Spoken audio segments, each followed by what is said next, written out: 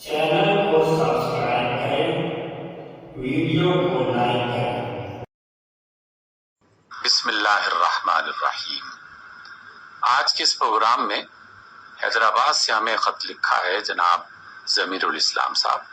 आप ज़मीरुल इस्लाम जो हैं वो ये पूछ रहे हैं कि आजकल सोशल मीडिया पर बहुत से मसाइल पे इख्तिलाफात को उभारा जा रहा है और मुख्तलिफ मसालिक के उलमा बहुत ही छोटे छोटे और फर्ई किस्म के मामलात को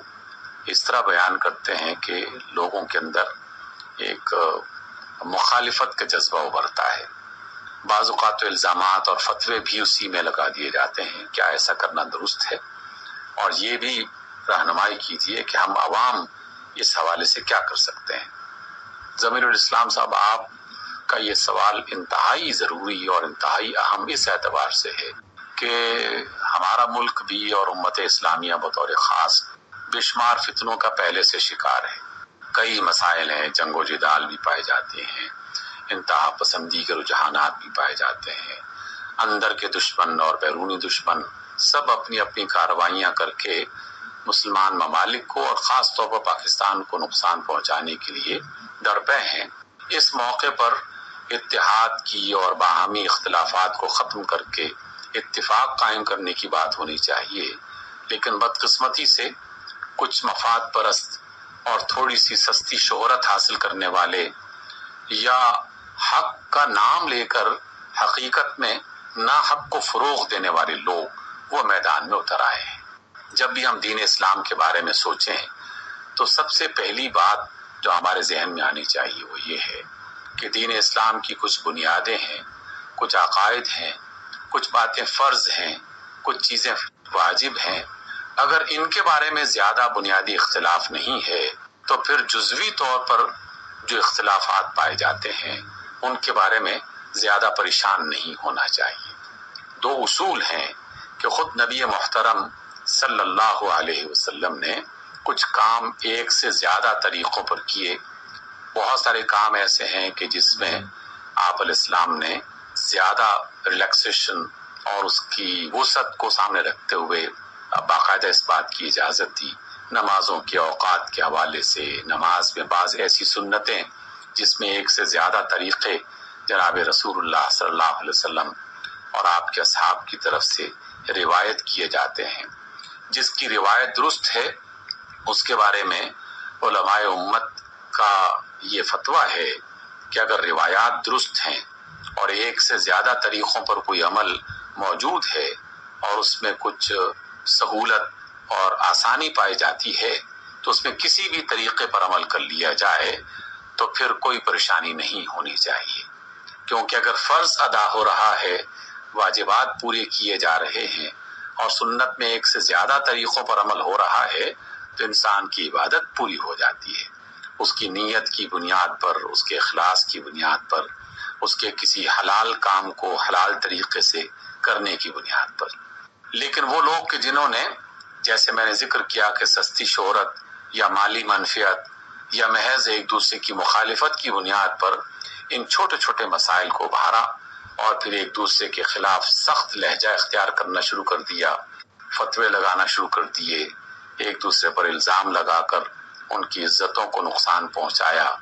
और मसलकी इख्तिलाफात और फ़िरक़ा बंदी इसको हवा दी, तो यकीनन ये गैर इस्लामी अमल है। अल्लाह ताला इस बात को पसंद नहीं करता। इसमें सबसे बड़ी जिम्मेदारी तो उन उलमा की है कि जिन उलमा ने इस वसीतर मामले को देखने के बजाय, उस पर गौर करने के बजाय महज अपनी ज़ाती ज़रूरतों को पूरा करने के नुक्ता नज़र से वो मीडिया पे आ गए, तस्वीर उनकी आ गई, शोहरत हो गई और वो ये समझते हैं कि हमने बड़ा काम कर दिया है। हालांकि अगर उनके किसी जुमले की वजह से या उनके किसी बयान की वजह से उम्मत में फूट पड़ जाए और उनके दरमियान में इख्तिलाफात पैदा हो जाएं और उसकी वजह से लोग आपस में लड़ पड़ें और एक दूसरे की जान, माल और इज्जत को ख़राब करना शुरू कर दें तो ये तो बहुत बड़ा फितना है। और कुरान मजीद में अल्लाह रब्बुल इज़्ज़त ने यह फरमाया है कि फितना जो है ये कत्ल करने से भी बड़ा जुर्म है। कत्ल में इंसान की जान जाती है और फितने में पूरे के पूरे मुआशरे वो तलपट हो जाते हैं, ख़राब हो जाते हैं और बड़ा नुकसान उन्हें उठाना पड़ता है। اس اعتبار سے علماء کو وہ بنیادی باتیں سمجھانی چاہیے جن بنیادی باتوں پر امت کا اتفاق ہے، جس کی تائید قرآن مجید کی آیات کرتی ہیں اور جس کی حمایت رسول اللہ صلی اللہ علیہ وسلم کی تعلیمات کرتی ہیں۔ اس لیے اللہ رب العزت نے تو غیر مسلموں کے حوالے سے ہمیں یہ راستہ بتایا کہ جب اللہ کی طرف سے یہ تعلیم آئی کہ اے اللہ کے رسول، آپ ان یہود و نصارہ سے، جو یقیناً ایک بالکل دوسرا عقیدہ رکھنے والے، دوسری قوم سے تعلق اور دوسرے دین سے تعلق رکھنے والے لوگ ہیں، ان کے بارے میں اللہ فرماتے ہیں کہ اے رسول محمد صلی اللہ علیہ وسلم، آپ ان سے کہیے، یہود و نصارہ سے، کہ آؤ ہم پہلے ان باتوں پر اتفاق کر لیں جو ہمارے اور تمہارے درمیان مشترک ہیں، یعنی جو تورات میں اللہ کی توحید کے بارے میں اور انجیل میں اللہ کی توحید کے بارے میں، آخرت کے بارے میں، جزا سزا کے بارے میں تعلیمات آئی ہیں جو ہمارے درمیان مشترک ہیں، تو چلو پہلے اس کو مان لیتے ہیں اور پھر جو دیگر معاملات ہیں اس پر بات کر لیں گے۔ تو اگر یہود و نصارہ کے بارے میں اللہ تعالیٰ کی یہ تعلیم ہے تو پھر ہمارے ہاں دیوبندی، اہل حدیث، بریلوی، شیعہ اور سنی اور پھر اس کے درمیان میں پائے جانے والے دیگر بہت سارے گروہ جو افراد کے ناموں سے بھی ہیں، جماعتوں کے ناموں سے بھی ہیں، علاقوں کے ناموں سے بھی ہیں، پھر ان کے درمیان میں تفریق پیدا کر کے معاشرے میں ایک ایسی فضا قائم کر دی جائے کہ جس میں سب لوگ ایک دوسرے کے دشمن اور ایک دوسرے کے مخالف نظر آئیں، تو یقیناً علماء سے قیامت کے روز پوچھا جائے گا، وہ علماء کے جو اس طرح کی فتنہ انگیزیاں کرتے ہیں اور ان راستوں پر چلتے ہیں۔ البتہ بے شمار اچھے علماء جو قرآن مجید اور رسول اللہ صلی اللہ علیہ وسلم کی تعلیمات پر عمل کرتے ہوئے لوگوں میں اتفاق اور اتحاد اور ان کے درمیان میں جو غلط فہمیاں ہیں انہیں دور کرنے کی کوشش کرتے ہیں اور مخلصانہ انداز میں کوشش کرتے ہیں، یقیناً ان کے لیے اللہ کے ہاں ایک بڑا اجر بھی پایا جاتا ہے۔ ہم عوام کی ذمہ داری کیا ہے؟ دیکھیے، عوام کی ذمہ داری یہ ہے کہ وہ اپنے علاقے میں موجود کسی بھی ایسے عالم کی بات کو سنیں اور ان سے سوال کریں، جس عالم کے بارے میں ان کا گمان یہ ہو، اور اس کے بارے میں کوئی زیادہ مشکل نہیں انسان کو پیش آتی، کیونکہ انسانوں کی جو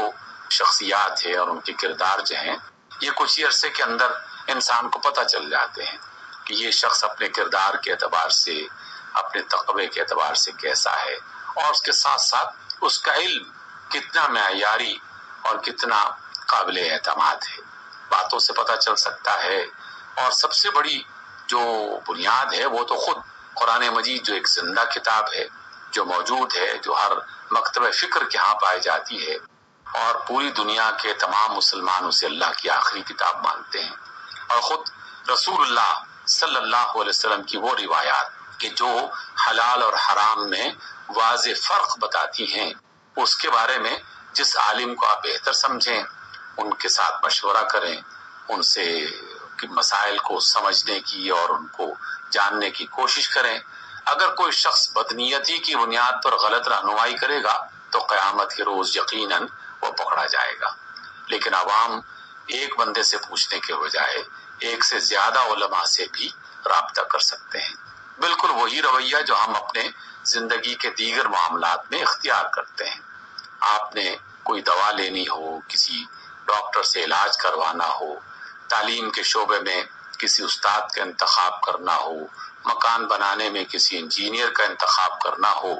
تو آپ مختلف افراد سے مشورہ بھی کرتے ہیں، رائے بھی لیتے ہیں، اور تھوڑی سی محنت کرنے کے بعد انسان کو حقیقت کا اندازہ ہو ہی جاتا ہے، اور عام طور پر انسان نقصان سے محفوظ ہو جاتا ہے۔ قرآن مجید کی تعلیمات اتنی پوشیدہ اور اتنی خفیہ نہیں ہیں کہ آدمی اگر سوچ و بچار اور تحقیق کرنا چاہے یا اپنے دانشوروں کے ذریعے سے، علماء کے ذریعے سے حقیقت تک پہنچنا چاہے تو وہ نہیں پہنچ سکے گا، ایسا نہیں ہے۔ محنت کی جائے گی تو اللہ رب العزت لازماً صراط مستقیم کی طرف اس کی رہنمائی کرے گا، اور اس کی نیت کے اخلاص کی بنا پر اور سچے ارادے کی بنیاد پر جو حق ہے وہ اس کے سامنے واضح ہوگا۔ اس لیے اختلافات کو کم کرنا چاہیے۔ علماء کی ذمہ داری پہلی ہے، وہ اہل علم ہیں، انہیں افراد کو صحیح بات بتانی چاہیے، صحیح طریقے سے بتانا چاہیے، اور اس کے ساتھ ساتھ ان کے درمیان میں اختلاف کو ابھارنے کے بجائے ان کے درمیان میں اتفاق پیدا کرنے کی کوشش کرنی چاہیے، اور اتفاق کی وہ بنیادیں جو قرآن و سنت ہمیں عطا کرتا ہے اس کا لحاظ کرنا چاہیے۔ اس بنیاد پر سوشل میڈیا کی یہ جو بیماری ہے، جو ایک وائرس کی طرح مسلم امت میں اور معاشرے میں پھیل رہی ہے، ہم اس سے محفوظ رہ سکتے ہیں۔